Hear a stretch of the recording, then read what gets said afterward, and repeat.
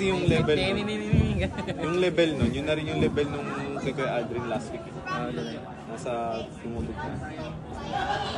Okay naman. Overall naman, ganda na. Mas masaya na mag-worship ngayon talaga. Oo, di ba? Saya ng mga tao.